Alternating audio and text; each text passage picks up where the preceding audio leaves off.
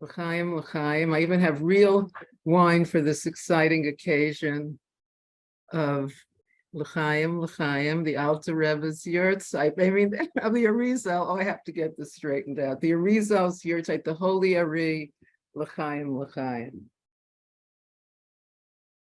So the Ari, Rav Yitzhak Luria, Yitzhak ben Shlomo. So why is he known as the Ari, you might wonder? What is the, his name was Yitzhak ben Shlomo. What's the Ari, which means lion, the living lion, Ari Hachai. So there's two opinions of what Ari stands for. One is it's Adonenu Rabbeinu Yitzhak, that's Ari. And the other is Eloki Rabbeinu Yitzhak, the godly Rabbi Yitzhak. Rabbi Yitzhak Hachai, the living Ari, the living lion. Yes, so there's a lot to be said. I'm going to start with the hesped that the Ari gave for the Ramak, Rabbi Moshe Cordovera. Let's get some background here. The Ari came to Tzfat a year and 10 months before he passed away in order to study at the feet of the Ramak, Rabbi Moshe Cordovera. Now, Reb Moshe was born in 1522, which was exactly 30 years after the expulsion from Spain in 1492 on Tisha B'Av. So this was 30 years. It was fresh. The expulsion from Spain was fresh, and it resulted in all of these great and deep people being in Sfat in the 1500s and the 1570s. It was a great place. It was the place to be, Sfat, at that time. Okay, so the Ramak lived in Sfat. He was married to the sister of Rabbi Shlomo Alkabetz, who was a great mystic and sage and poet, because Reb Shlomo Alkabetz composed L'chodo Dili Kras Kala, which Jews all over the world sing in Kabbalah Shabbos, which always blows my mind. I mean, this is before, obviously, way before any technology. And somehow it traveled, this poem traveled all over the world to Jews in every community. And everyone thought it was a great idea to start singing L'chodo Di. So again, so the Ramak, Rab Moshe Cordovera, was married to the sister of the Alkabetz. The Ramak was a student of the Beis Yosef, Rabbi Yosef Karo, who wrote Kesef Mishnah, a commentary on the Rambam, and he wrote the Shulchan Aruch. What a big deal! He was living there. The Ramak was ordained by the Beirav, so he was ordained with smicha. It was like they were trying to bring back smicha. Okay, and he founded a yeshiva where Kabbalah was taught, and the students included Reb Chaim Vital, who wrote down everything of the Arizal. The Arizal didn't write anything himself. Also, the Reishis Hachma, Eliyahu Davidash, is quoted in Tanya, and the Arizal himself. So the Arizal came to Tzfat to be a student of the Ramak.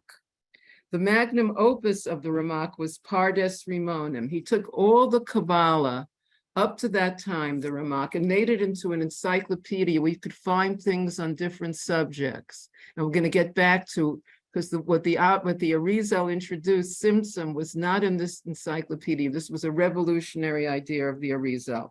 We're going to get there. And how do you like that name for an encyclopedia, Pardes Rimonim? Isn't that a cute name for a garden of pomegranates? Yeah, not one of those boring encyclopedia names, but a garden of pomegranates, yes. So the Ramak was the first to present a systematic doctrine of Kabbalah. He also wrote Tama Devora, a book of ethics, explaining the 13 midos of Rachamim in a personal way. So then we come to his Levaya. So the Arizal was there. Some say he arrived a little earlier. Some say he arrived that day. But the Ramak said, whoever sees a pillar of fire above my coffin and knows where it should be buried, he will be the next one. He will fill my place. And this was the Arizal, Rav Yitzhak Luria. And for the next 2 years, until the Arizal's death in 1572, This is where he revealed Panemius HaTorah, the inner Torah, which till then only went from the time of Shimon Bar Yochai. It just went from master to disciple. And now the Arizal says, Yigiyaz Man, the time has arrived that people, regular old people like us, can learn Panemius HaTorah. So the Arizal revolutionized Kabbalah. Chaim Vital became his student. And the Arizal died actually at a very young age, 36 or 38. Okay, so now we're going to speak about this amazing hesped eulogy that the Arizal gave for the Ramak and the Rebbe's commentary on it at a Farbrengen. Okay, so there's a pasuk in Devorim. If a man commits a sin for which he is sentenced to death and he is put to death, you shall hang him on a tree. But talasa oso al ha'etz. You should hang him on a tree. In general, we should just say that it was very, very difficult to receive the death penalty in Jewish law. There had to be two witnesses. They had to warn the person. The person has to say, I understand. So it was very, very rare. In certain instances, the corpse was hung briefly on a tree because you can't keep a corpse overnight. It must be buried the same day. It was only there for a few minutes. Okay. It was only there for a few minutes. Modern technology, between the dog barking and modern technology, but we mustn't lose our concentration. Okay, so every pasuk in Torah has many levels of interpretation. We know that. And the Arizal gives a very deep interpretation to this line. This eulogy, this hesped that the Arizal gave from the Ramak is quoted in many places. It's quoted in Yonis and Eibeshitz, Ya'arot Dvash. It's quoted by the Chidor, Rabbi Chaim Yosef David Azulai. It's quoted by the Holy Shalom, Yeshaya Horowitz. So this is a famous eulogy. What does he say? Okay, so we can ask this question, why did this person have to die? The Arizal says, and we shall explain, blame it on the tree. But I have to tell my husband to move his dog. Hold on. The dog is really disturbing here. We could get him off the back porch. Please.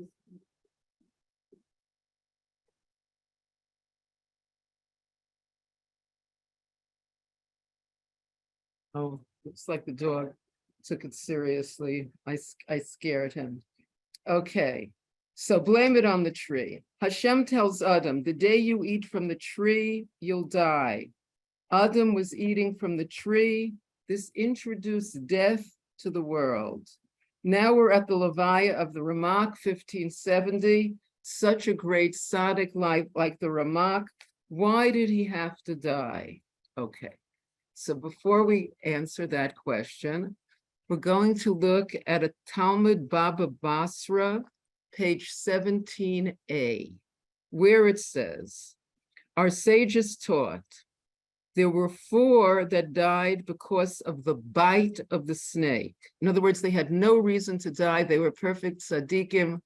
What, the bite of the snake. And who are they? Benjamin, the son of Yaakov.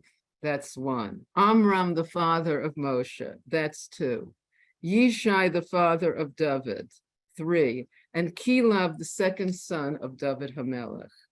Rashi says on this Gemara from Baba Basra, page 17a, because of the bite of the snake, because of the advice of the snake to Chava, meaning they themselves did not deserve to die, and they died only because death was decreed on all descendants of Adam due to the bite of the snake, the advice of the snake. Okay, that's the Rashi for this Gemara.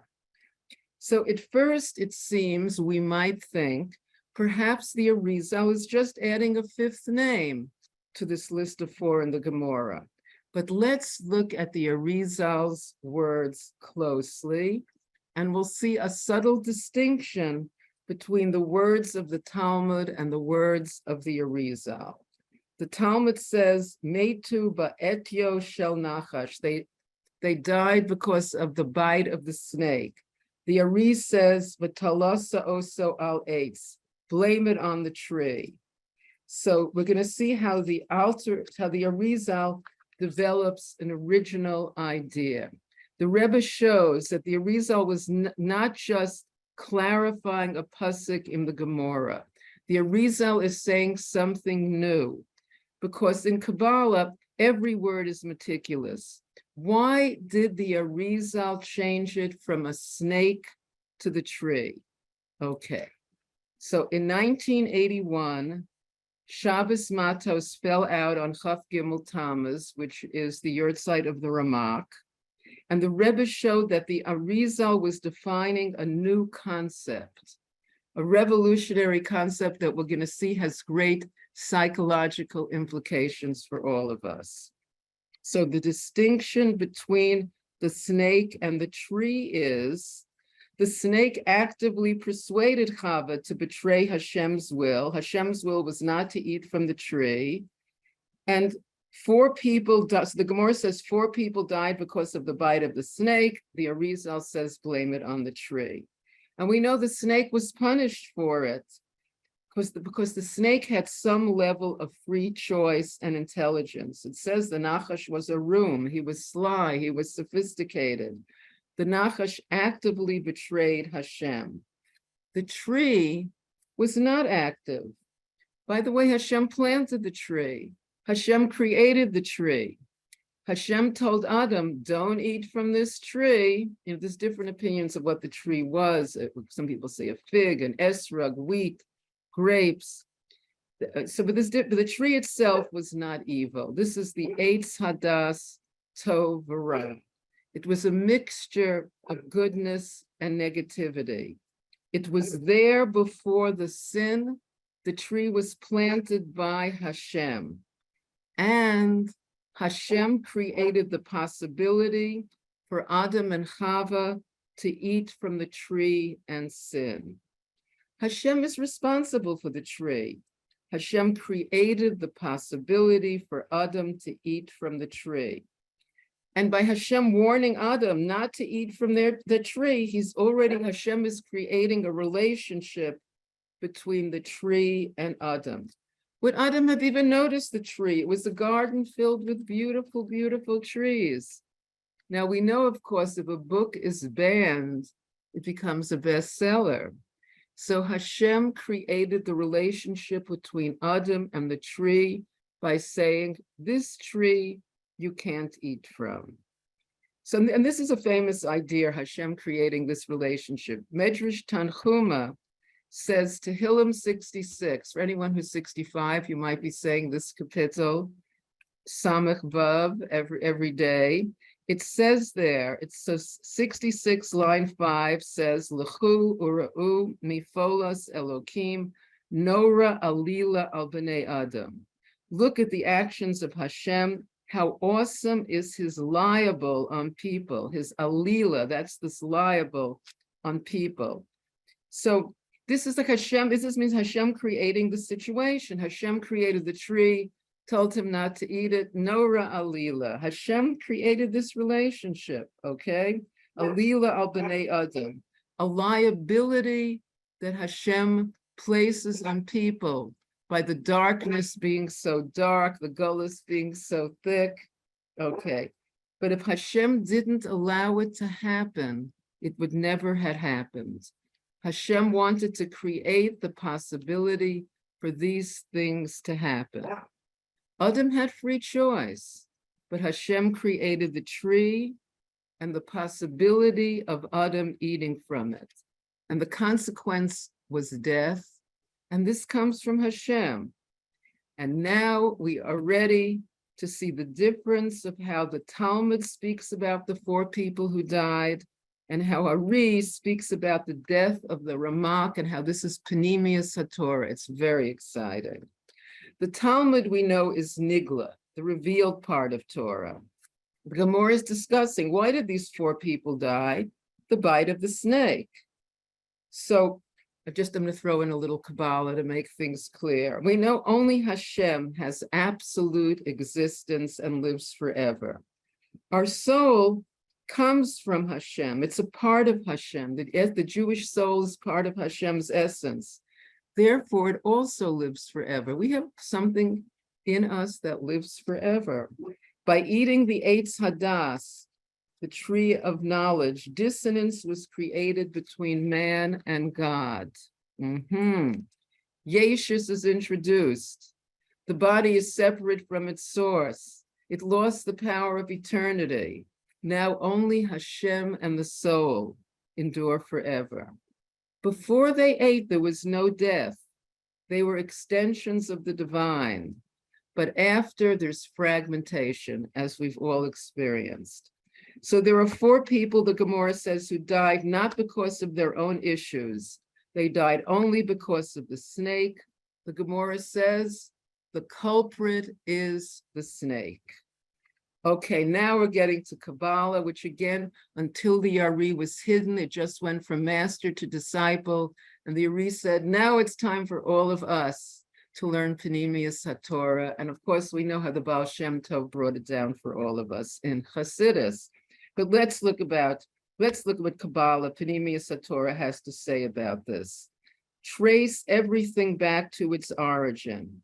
Chitzonius sees reality externally. Panemius says, let's get to the core. Because the Torah also has a body and soul. Nigla is the body, Panemius is the soul. So the Torah is like a person. So the body of the Torah is concrete Nigla, Halacha, Gemara, Kabbalah, Hasidus is the essence. So there's a difference of how the Gemara and the Ari talk about the death of a tzaddik. The Gemara is talking about the external cause of death, the snake. We understand that. Kabbalah says inside, ultimately, it's the tree. Ultimately, the reason they died is this is what Hashem wanted. A mystery, the divine mystery. The plot develops that people did it, and people have free choice. Hashem told them not to do it. But who facilitated the dynamics? What does it mean to blame it on the tree? Okay, now we can look at the stories of our life. We can always blame certain people. This person was the snake. And it's certainly true on the Nigla level. If we've had traumatic experiences, if someone traumatized us, we can blame it on the snake. This person traumatized me. It's not untrue. It's true on the Nigla level. It's true on the Chitzonius level. But the Ari is telling us something deeper. But Talasa oso al ha'etz. Blame it on the tree. Ultimately, it happened because Hashem wanted it to happen. Hashem created the possibility for it to happen. And this is a very, all of these things that happened, that could have happened to us, to the Jewish people. Hashem created the possibility for it to happen. When Rabbi Jacobson is speaking about the Sikha of the Rebbe, he tells the story about Michoel Ber Weissmandel. He was from Hungary. He was teaching in his father-in-law's yeshiva in Nitra, Hungary, before the Second World War, before the Shoah. And he threw himself into a Bodis Hatzalah, trying to save the Hungarian Jews. He was trying to delay the deportation. He was bargaining with Eichmann to save 900,000 Jews from Hungary from being deported to Auschwitz. And Moshe Ber describes all this in his Sefer Min HaMeitzar. The Germans were willing to be bribed not to exterminate Hungarian Jewry. And he didn't rest. Michoel Ber didn't rest. He blames it on many Jewish leaders for being apathetic. There's a book by Ben Heck, Perfidy, where he accuses Zionist leaders of turning a blind eye to what was happening in Hungary. And unfortunately, it's been confirmed. So his family was deported to Auschwitz, and they were gassed, they were killed. He himself jumped out of a train by hiding a knife and a loaf of bread, and he was saved in 1944. And he sent messages to Roosevelt, to Churchill, to the Pope, begging the Allies to bomb the rail tracks to Auschwitz. In 1944, 12,000 Jews were gassed in one day. Hungarian Jewry went up in flames, and he was so Michael Ber came broken. He arrived in the United States in 1946, and he went to see the Frierdiker Rebbe, who lost his daughter, who lost Hasidim in the Shoah. And Michael Ber shared everything that happened and didn't happen. He was with the Frierdiker Rebbe, the previous Rebbe, Rabbi Yosef Yitzhak. Michael Ber was weeping. The Frierdiker Rebbe listened to every word. He absorbed every tear. And the Frierdiker Rebbe said to him, Sof kol sof, at the end of the day, who is really responsible for what happened? Who allowed it to happen? Der Eibishter, Hashem. And the Frierdiker Rebbe gave Michael Ber back his soul. He was able to remarry. He was able to have children. He rebuilt his Nitra Yeshiva in Mount Kisco, New York. So the words of the Frierdiker Rebbe gave him some perspective. The Frierdiker Rebbe is saying, you're right. The apathy that occurred still hasn't been all written about. But Tolasa oso al ha'etz, blame it on the tree. How can we go on? How did we go on? So there's an element, the snake did it, right? The Germans did it, the Poles did it, the Ukrainians did it. But ultimately, the reason the snake could do it is because Hashem planted a tree. And when we know that Hashem is ultimately responsible, it gives us a certain consolation to sense on some level that there's meaning and purpose. And this is so connected with everything we've been learning about healing from reliving trauma, that there's meaning and purpose to all of these things that happen, that Hashem was with us. We know that Hashem is part of our soul. Hashem is experiencing, we have a piece of Hashem's essence within us, the Jewish soul. Hashem is experiencing everything we experienced, all of our personal traumas. Hashem was there. And that means it has to have meaning and purpose. It makes such a big difference. I mean, on some levels, I think we should make a little l'chaim here for the Arizal. L'chaim. Meaning and purpose, that all the traumas of our life have meaning and purpose. And sometimes we see it. Sometimes these traumas gave us the desire to search for the truth, to not be satisfied with living on Long Island, being married to a dentist. No, there's more, there's deeper things. So the traumas, sometimes we see it, sometimes we don't, but it's all from the divine mystery. It's all, it's something that Hashem allowed it to happen. Okay, so the Gemara talks about Chitzonius, who the snake did it. The Arizal takes us to the core. Hashem created the tree. Hashem created the test that Adam and Chava failed. So the four died because of the snake means a certain impurity was introduced into the world. Even a holy person living in the world is affected by the snake, Zuhama, this impurity of the Nachash. These four people had to die because they were affected by the snake. But when the Arizal says, blame it on the tree, the Ari is saying a person dies because of Hashem planting this tree. It's Hashem's will. And this quality was revealed by the Ari in this hesped, in this eulogy for the Ramak, that the soul has different layers. Dissonance can only be in the external layers of our personality. In our conscious mind, we can experience this dissonance from Hashem, as we know. But on a deeper level, on a core level, the essence of our soul, there's no dissonance. We've spoken about how the Alter Rebbe in chapter 2 of Tanya says, Chelik Elokam Mima Al Mamish, Nefesh Hashenis, the second soul of a Jew, is a portion of God above Mamish. And when the Alter Rebbe says Mamish, really, really, it's unbelievable. We have a piece of Hashem's essence within us, where we're one with Hashem. No sin exists on that level. No fragmentation is a level where there's no fragmentation in our relationship with Hashem. Okay. And even Nigla recognizes this. I'm sure everyone has heard this idea. The Rambam speaks about it in the Laws of Divorce, chapter 2. The Laws of Divorce, chapter 2. And what does he say there? We know that the halacha demands that a man divorce his wife, and if he doesn't want to, we can beat the man until he says, I want, and this is a kosher divorce. But a divorce can't be coerced. He has to want. So the Rambam says, because he's a Jew, in his depth, he really wants. Only his external psyche says he doesn't want. So I want is a truth deep inside him. And Jewish law, even halacha, recognizes this concept. On this, that we all have a level of our soul where there's no dissonance, there's no separation, there's no death. This is the part of our soul that lives forever. So Kabbalah, Panemius HaTorah, begins to address this aspect of the soul in a systematic way. Chelik Elokai Mima'al Mamish, Panemius HaNefesh.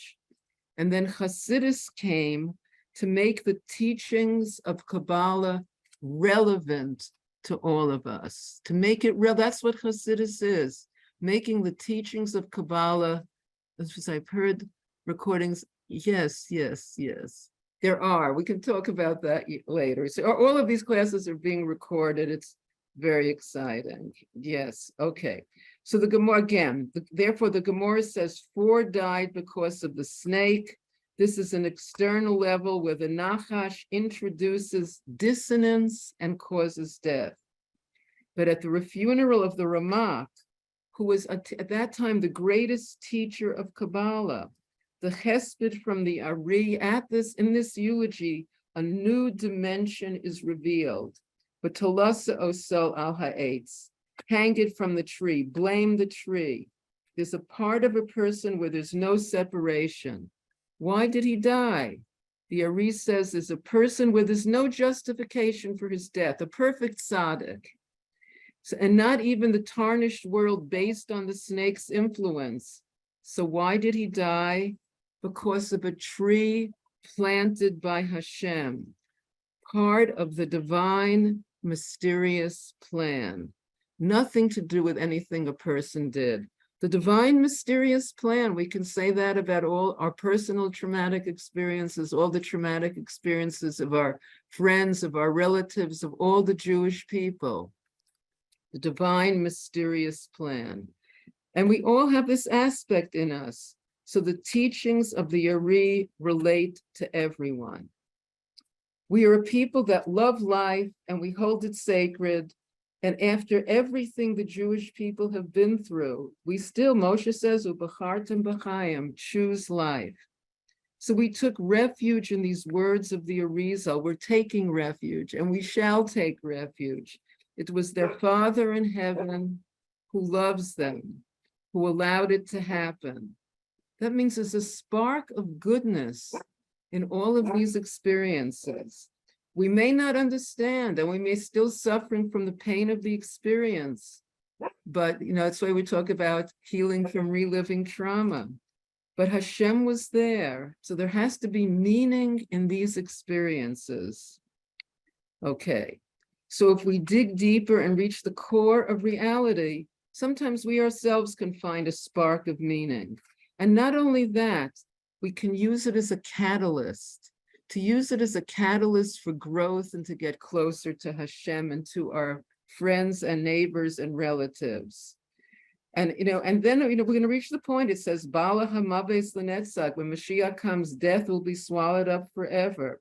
And Hashem will wipe away the tears from every face, and the days of mourning will be transformed into joy. Let's make a l'chaim there. L'chaim, and just a few more words about the Holy Arizal, a few more minutes we have.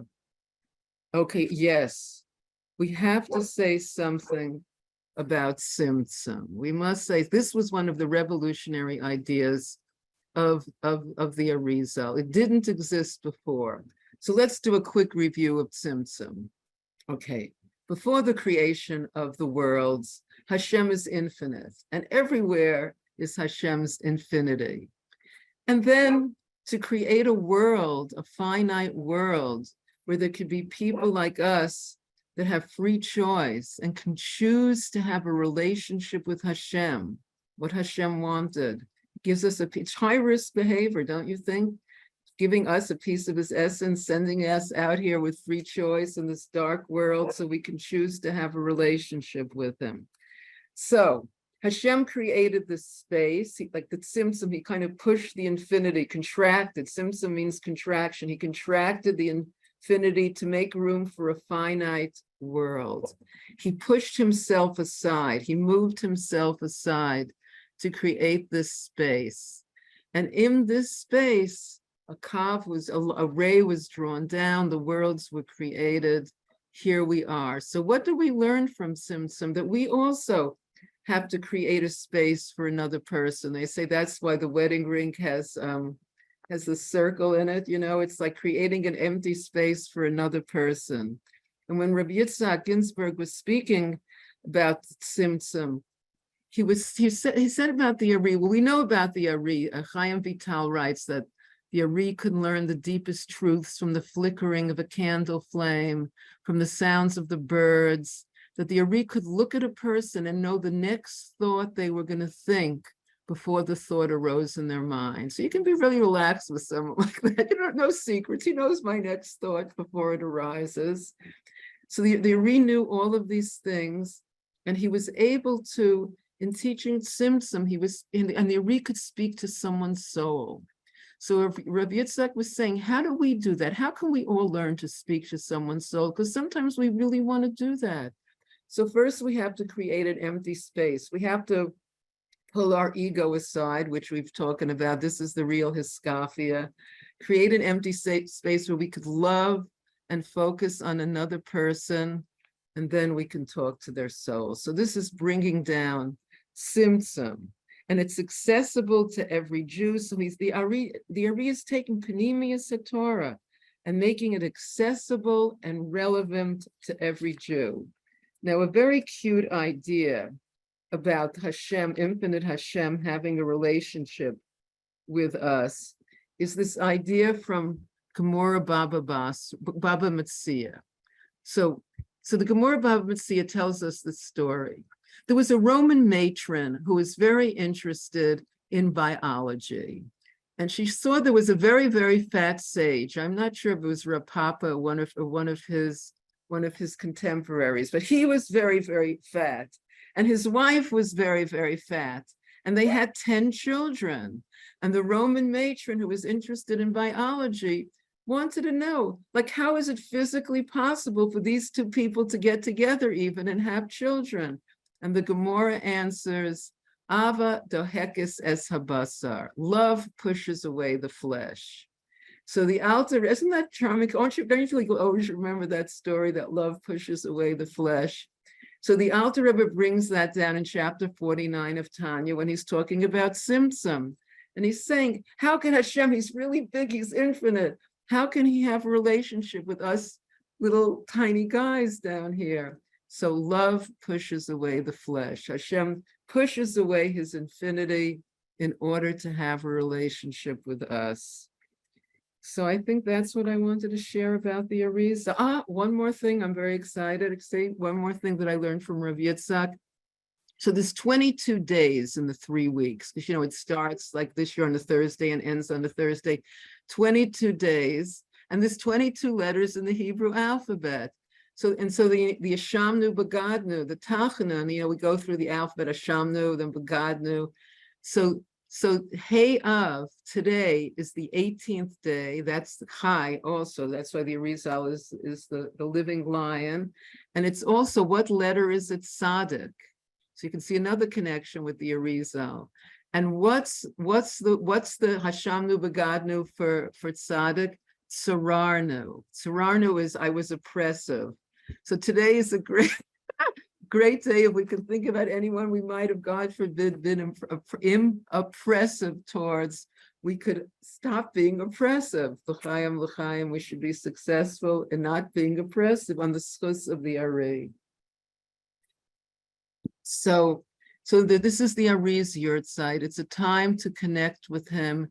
It's a time to link our souls with the holy Ari wherever we find ourselves. And we should all be blessed to do that. And we have such a wonderful group, 23 people. And we all want Rav Yitzhak Ginsburg to have a refuah shalema. So can people put on their cameras for that get well picture? This is so beautiful. I'm going to send it off tonight. Oh, look at these nice people. Now I'm really having a good time looking at the nice people. Come, oh, look at this great group we have here from all over the world. Yay, a few more people. Come on, Jill, and come on, Diane, and okay. So the Galenai English group, if you go to Galenai student classes, or is often a link on the class that's given on the very bottom, it says to hear recordings of past classes, press here, or you could send me a WhatsApp message and I can send you the link. Everyone should be able to. Okay, there everyone's been waiting with their smiles, getting ready. Okay, so here we go. So Rav Yitzhak Feivel ben Brina Malka should have a refuah shalema and be able, because he could be the Ari of our generation, and he should, the same name and same deep teachings, he should be well and continue teaching us for many years. L'chaim, l'chaim. Let me just get that off there. Let me expand the picture. 1 second. There we go. Okay, I'm about to say 1, 2, 3. Great. So thank you all. This was the first year in about 30 that I haven't been at the Arizal Cave, but being together with everybody like this is having a fabring, and it's so beautiful. So thank you all. Mwah. Love you all. Have a wonderful week and a deep connection with the Arizal. Mwah. Thank you, thank you. Shalom, shalom. A good Nacht. Whatever time of day you are in whatever time zone, it should be good.